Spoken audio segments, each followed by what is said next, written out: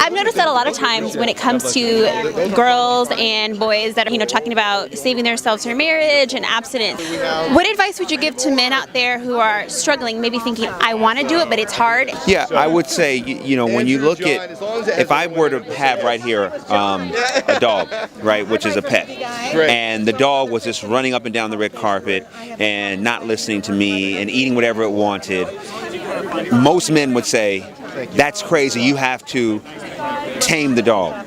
You have to train the dog. So if we look at lust in that metaphor, the idea that men can't control their lust and control that area of their life is as ridiculous as how I just explained an untrained dog. You just don't let a dog run wild. You train it, you tame it, you get it to a point where it is in your control, it's not controlling you. And I think for too long as men, we have bought into the notion that, it's just being a man. Well, no. Being a man is having integrity. Being a man is taking responsibility. Being a man is being honest. Being a man is being courageous. Being a man is making a commitment.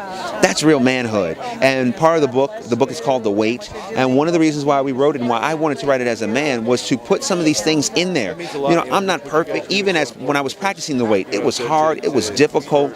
There were nights I was even saying, Lord, why am I doing this?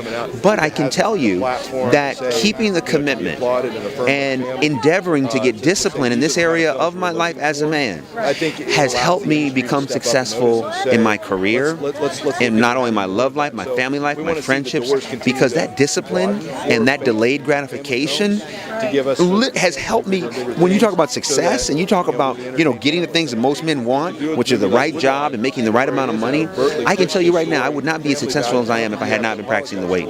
If we look at the women we are involved with, not as objects, but as God's daughters, and that God holds us responsible for how we treat them, I think that most men that are God-fearing would look at how they date differently and probably operate with a little more integrity and kindness and honesty. So the goal with the weight is, again, it's not about even preaching. It's just about trying to help, because the same pain that women go through in dating, men go through too. And I know so many men that have dated and are looking for the right one and looking for the right fit, and they can't find it, and that is painful. And sometimes the self-medication is to womanize or to do things that are less than their commitment. And the goal here is to try and help show a way that it can actually be done.